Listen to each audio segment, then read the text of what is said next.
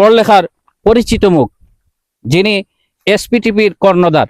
এই এসপিটিভির মাধ্যমে বড়লেখার অনেক জিনিস, ক্ষুদ্র ক্ষুদ্র জিনিসগুলো উনি সমাজের চোখের সামনে তুলে ধরেন এবং মানুষ সেটা দেখতে পায়। তো এসপিটিভির কর্ণধার যিনি আছেন, উনি আপনাদের সামনে কথা বলবেন ইনশাল্লাহ। আজকে আমরা আইসি বড়লেখা খাটলতলি ইউনিয়নের বিএসসি খেরসিগুল খেরেস কাতাত।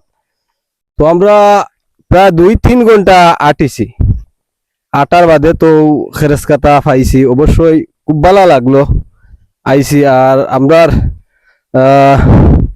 চাই এই যে খেরেস কাতাটা, অবশ্যই খেরেস যখন বারইয়া গেছে তখন ও কাইতাবা খাল হইয়া গেছে।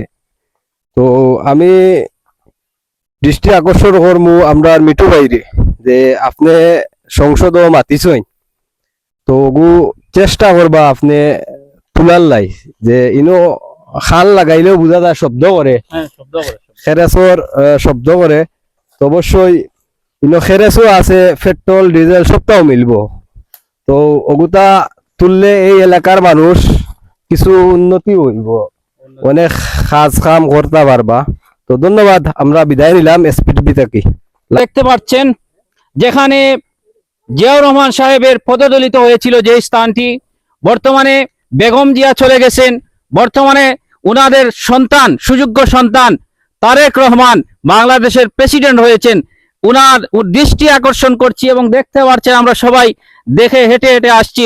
এই যে আমাদের পার্শ্ববর্তী দেশ ভারত রয়েছে, সেই মুরব্বীদের কাছ থেকে জানতে পারলাম ওইখান থেকে তেল উত্তোলন করলে ভারত কিনা বাধা দেয়। তো আমরা সরকারের কাছে অনুরোধ জানাবো, আপনি এই জায়গায় তেল তোলার পরিস্থিতিটা আপনি তৈরি করেন এবং দেশের মানুষকে দেখিয়ে দেন যে দেশের মধ্যে এমন খনিজ সম্পদ থাকা অবস্থায় কেন এখান থেকে উত্তোলন করতে পারবো না। ভারত তো আমাদের কিছু না, ভারতের দেশ ভারতেই রয়েছে। আমাদের বাংলাদেশে যে খনিজ সম্পদ রয়েছে সেই সম্পদটা আমরা দেশের কাজে লাগাই, দেশের মানুষের কাজে লাগাই, জনগণের কাজে লাগাই। ভারত এখানে বাধা দিবে কেন? আমরা সবাই আওয়াজ তুলি। আপনারা সবাই দেখতে পাচ্ছেন, দোয়া রইল সবার জন্য। এবং তারেক রহমান সাহেবের কাছে আমরা এটাই বারবার অনুরোধ করছি, আপনি যেহেতু আপনার বাবা এখানে এসেছিলেন এবং আপনিও এই জায়গাটা এসে আবার পরিত্যক্ত জিনিসটাকে আবার 75 বছরের আগের জিনিসটাকে আবার ইনশাল্লাহ আপনি চালু করেন। অনেক দূর থেকে বাইও হলো আইসেন, আমি নিজেও আইসি, আমারও জাকির বাইও এলাকার আইসেন, আপনারা দেখতে পারবা। আমরা যারা আবার লাগি এখানে লোকেশন চাই, আর লোকেশনটা আমি আপনারা জানাইয়া দিয়ার, বড়লেখা থানার কাঁঠালতলি ইউনিয়নের বিএসসি খেসরিগুলের কেরোসিন টিলা নামে পরিচিত। তো আমরা যারা এখানে আসার জন্য লোকেশন চাইবো, লোকেশনটা হচ্ছে কাঁঠালতলি ইউনিয়নে এসে, কাঁঠালতলি বাজারে এসে মাধবকুণ্ড যাওয়ার জন্য আপনারা যখন রেডি হবেন, তো যাওয়ার পথে কিন্তু মধ্যবর্তী রাস্তা দিয়ে কেরোসিন টিলা। তো ভালো থাকবেন। আপনারা দেখতে পাচ্ছেন না শব্দ না, আরো ভালো লাগাবো না, শব্দ নাই, শব্দ হইলেও না, আগে শব্দ মিলতো, আগে শব্দ করতো। এই যে কেরোসিনের যে গাথাটা রয়েছে, এই গাথা থেকে যদি তেল, বাংলাদেশ সরকার যদি তেল উঠানো শুরু করে, তাহলে এলাকার মুরব্বিয়ানদের কাছ থেকে জানতে পেরেছি যে ভারতের যেই সমস্ত খনিগুলা রয়েছে তেলের, এই খনিগুলা শুকিয়ে এই খনির মধ্যে এসে তেল তোলা শুরু করলে ওইগুলা টান পড়ে যায়।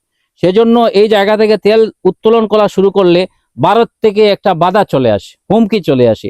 তো সেজন্য কিন্তু বাংলাদেশ সরকার মনে হয় এই বিষয়টাকে তেমন একটা আগোচরে আনছে না এবং সামনে আনছে না যে ভারত থেকে হয়তো কোনো একটা হুমকি আসে অথবা এখান থেকে তেল না তোলার মানে তারা সন্ধান দেয় যে না এখান থেকে তেল তুললেন না, এমন একটা কথা হয়তো চলে আসে।